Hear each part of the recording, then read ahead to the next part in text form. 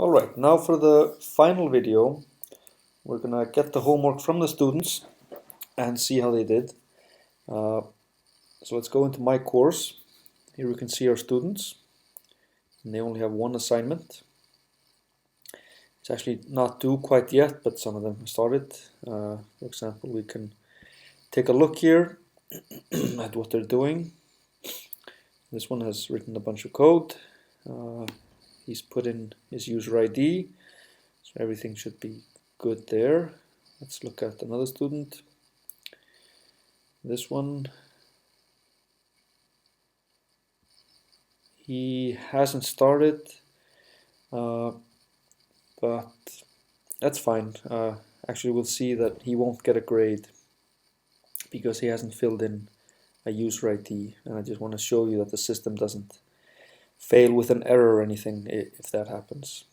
So let's go out and we're going to collect from all the students. Just takes a few seconds, and now we have the homework. We can still look at the student work here, and we also have a copy frozen in time from the moment we collected. Let's go back out to files, and now this folder appeared where we have the student work. It's actually given to us in these folders with hashes. Here's one student and here's the rest of them.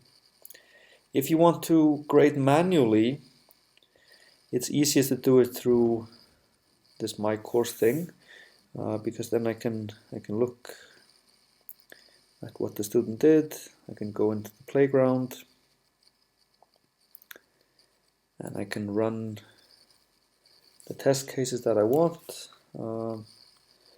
If I have this set to false, I'm just running the revealed test cases.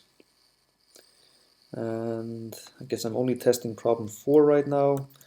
Let's test them all at the same time.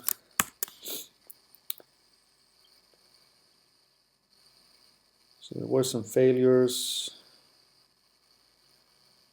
and some passes. 0 failures, 0 failures, 19 failures. So you can use this to grade, and you can look at what the student was actually doing. Was the student using any function that he was not allowed to use? Do you perhaps want to forbid them using some built-in functions? It's up to you. You can look at exactly what they were doing, and then you can give the student a grade.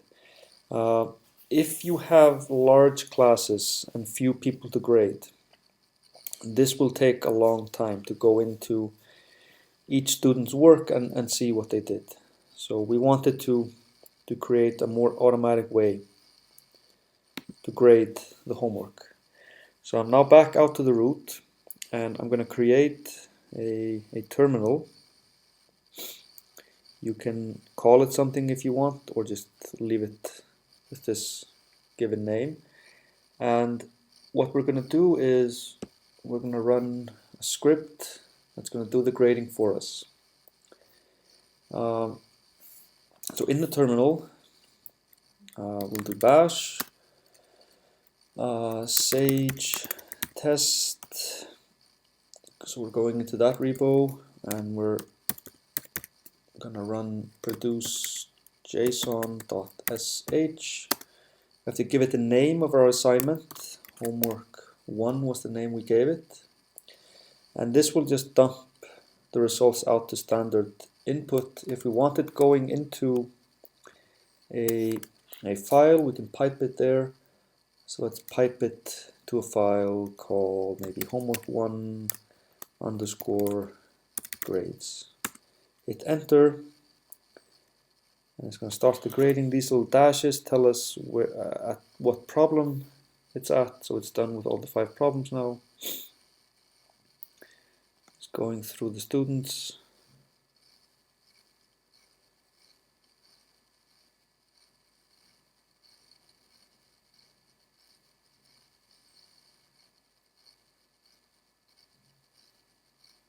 Usually I just leave this running and go have a cup of coffee while I wait.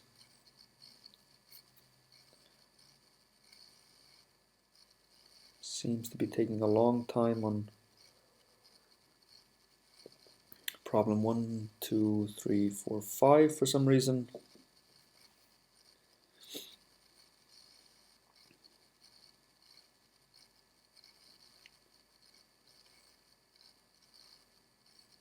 I'm actually going to pause the video and resume it when things have started happening.